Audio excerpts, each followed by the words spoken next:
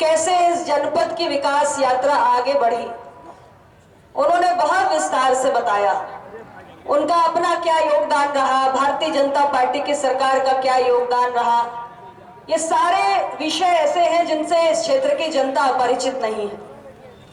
और मैं आप सभी को ये बताना चाहती हूं कि इस जनपद के विकास के लिए हमारी भारत सरकार और उत्तर प्रदेश की दृष्टि लगातार बनी हुई है।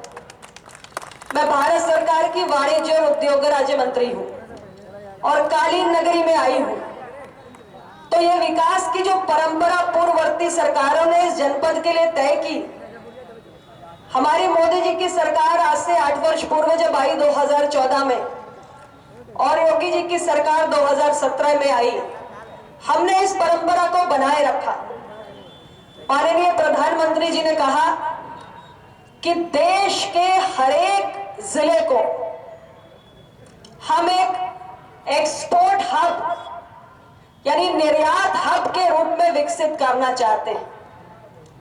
और एक योजना हमने बनाई मेरे मंत्रालय के अंतर्गत, developing districts as export hubs.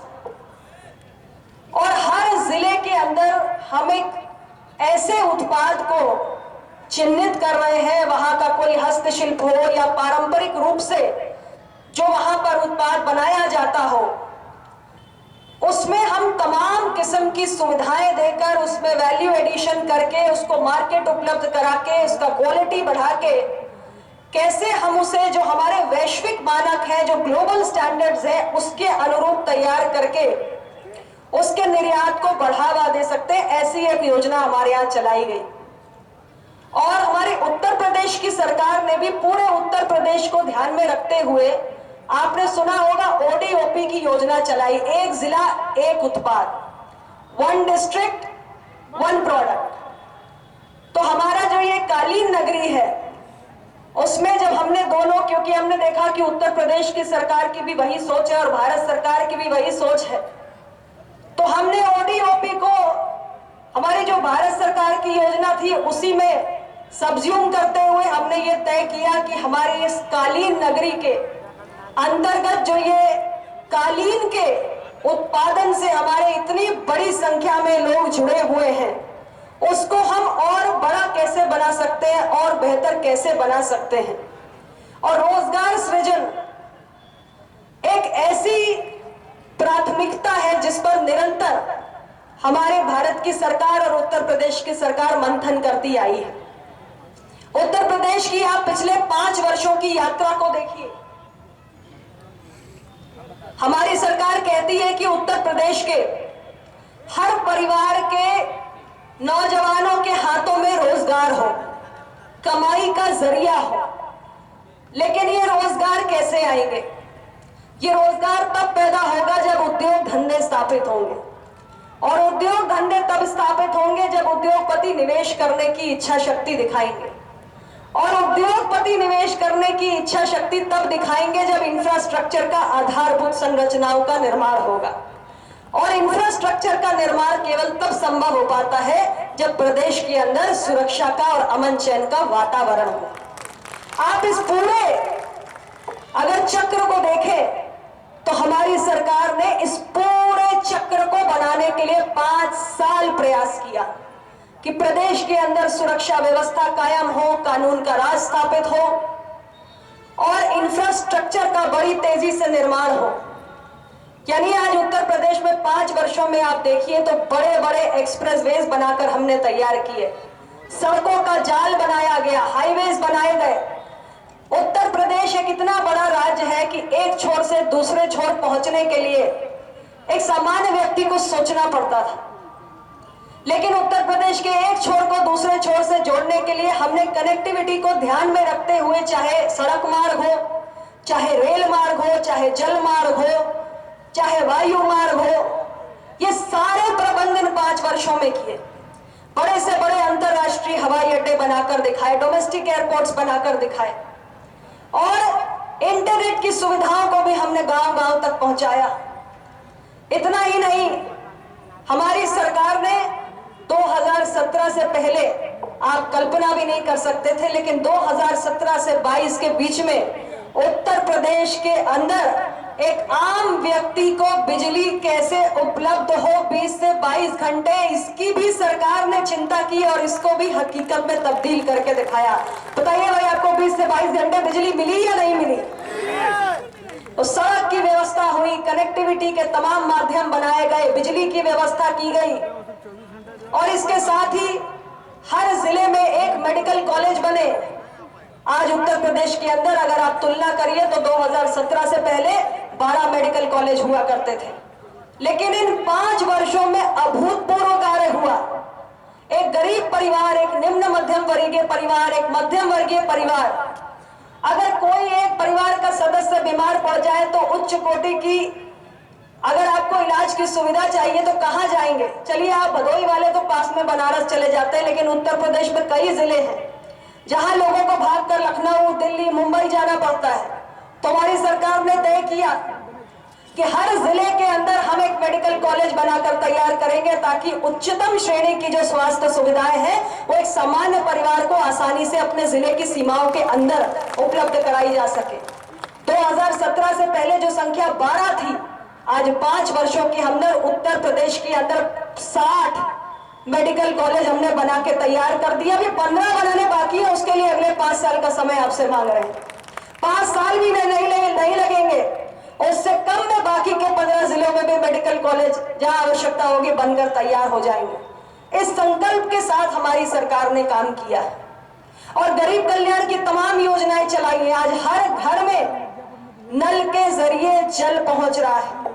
सिंचाई के लिए हर किसान को कैसे ज्यादा से ज्यादा पानी की जो एक उपलब्धता है वो पर्याप्त रूप में सुनिश्चित हो जाए, इसके लिए भी हमारी सरकार ने तमाम सिंचाई की परियोजनाओं को जो लंबे समय से लटकी हुई थी उनको भी पूरा किया। और आगे 5 सालों में हमें कैसे किसानों को पर्याप्त बिजली, पानी सब कुछ उपलब्ध कराना है, इसकी भी पूरा रूपरेखा तैयार कर ली, पूरा रोडमैप तैयार कर लिया। तो हमारी सरकार ने सुरक्षित वातावरण कायम करते हुए पूरे प्रदेश के अंदर एक बेजोड़ इंफ्रास्ट्रक्चर तैयार किया। और अब जब बड़े बड़े उद्योगपतियों को नजर आ रहा है कि उत्तर प्रदेश के अंदर निवेश के अनुकूल वातावरण कायम हो गया है, तो वो उत्तर प्रदेश के अंदर आकर अपना पैसा लगाने को भी तैयार है और 10 लाख करोड़ का निवेश लाने की हमारी योजना है अगले 5 वर्षों में। ये सामान्य बात नहीं है।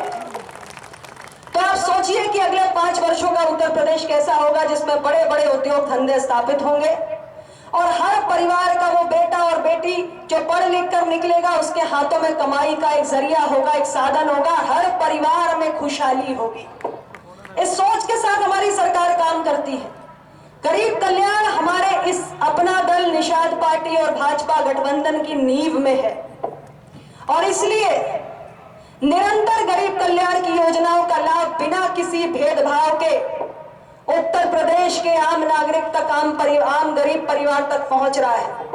चाहे गरीबों के घर हो, चाहे उज्ज्वला गैस का सिलेंडर हो, सौभाग्य योजना के तहत बिजली का कनेक्शन हो, 5 लाख का स्वास्थ्य बीमा का कार्ड हो, शौचालय हो, हर घर नल से जल हो, जनधन का खाता हो, ये सारी सुविधाएं बिना किसी भेदभाव के गरीबों तक पहुंचाई गई हैं।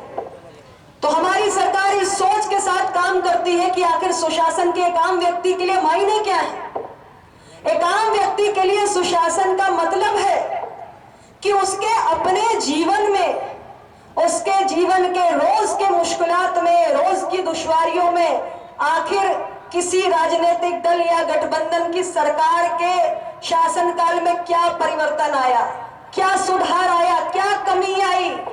तो आप स्वयं आकलन करिए। हम सब साथी जो आपके बीच में आ रहे हैं, हम चाहते हैं कि आप सोचें, विचार करें, तुलना करें, मंथन करें कि क्या 5 साल जो हमारे एनडीए गठबंधन की सरकार चली उससे आपके जीवन की रोजमर्रा की जो तकलीफें थी उसमें कहीं कोई सुधार, कोई कमी ला पाने में हम सफल हुए अथवा नहीं हुए, ये आपके लिए चिंतन का विषय है। और मुझे पूरा भरोसा है कि यदि आप ये चिंतन कर लेंगे तो आप नतीजे पर ही पहुंच जाएंगे।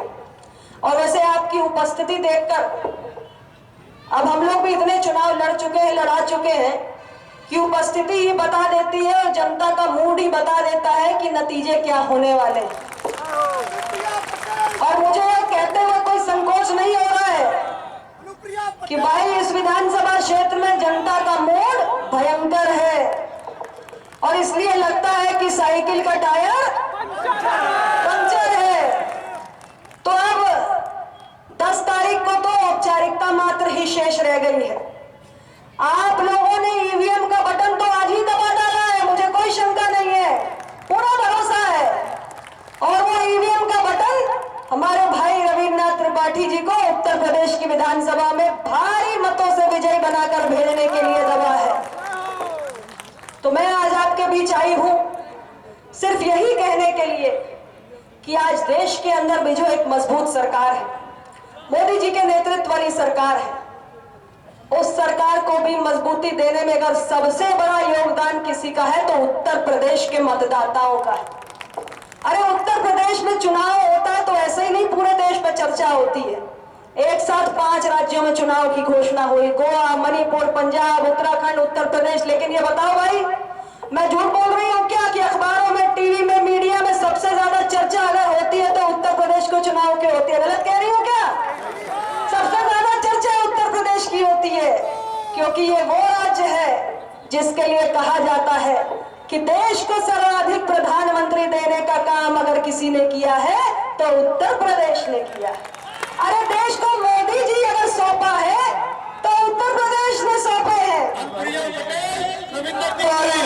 और देश की राजनीति की दिशा अगर कोई तय करता है तो उत्तर प्रदेश का मतदाता तय करता है।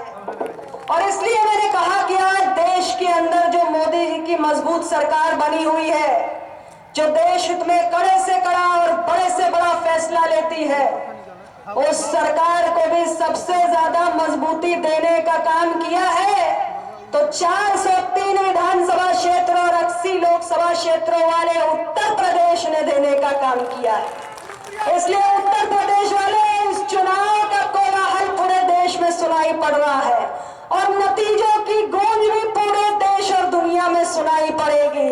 और नतीजों का एहसास हमको भली भांति हो चुका है। 6 चरण का चुनाव संपन्न हो रहा है, 7वां चरण बाकी है और ये उत्तर प्रदेश का चुनावी रण जो अपने अंतिम दौर पे पहुंच रहा है। 6 चरणों में मेरा यकीन मानिए मुहर लग चुकी है, तय हो चुका है कि उत्तर प्रदेश के मतदाता ने एनडीए गठबंधन के प्रत्याशी के माथे पर विजय श्री का तिलक लगा दिया है। इसमें कोई संदेह बात नहीं। ये जो मजबूत सरकार देश में बनाई ना अपने मोदी जी की, क्या कर पाई ये सरकार बताऊं मैं? एक उदाहरण आपकी आंखों के सामने है। अरे पता है ना, रूस ने हमला बोल दिया है यूक्रेन पर, तबाही का मंजर है, बम के धमाके हो रहे हैं, आग बरस रही है। लेकिन मोदी जी की सरकार, इस सरकार की मजबूती देखिए।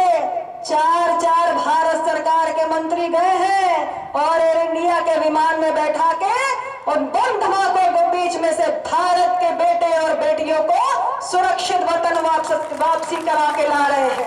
ये होता है, बधोई के 4 बच्चे हैं, सोचिए। अरे ये होता है मजबूत सरकार का मतलब, ये होते हैं मजबूत देश की सरकार के मायने।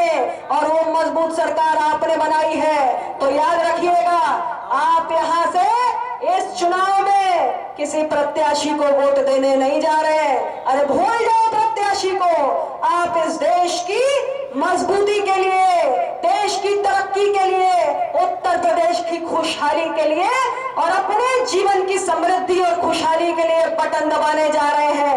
एनडीए गठबंधन ने आपके जीवन को बदलने वाला हर काम किया है और आगे भी हमारी बहुत बड़ी कल्पनाएं और योजनाएं हैं। हम उत्तर प्रदेश को एक नए युग में लेकर जाना चाहते हैं। इसलिए मैं आप सबसे आग्रह करना चाहती हूं कि 2014, 2017, 2019 की तरह 2022 में भी अपना दल भारतीय जनता पार्टी और निषाद पार्टी के एनडीए के गठबंधन पर आप अपने विश्वास का बटन दबा दीजिएगा। इन्हीं शब्दों के साथ बहुत बहुत धन्यवाद।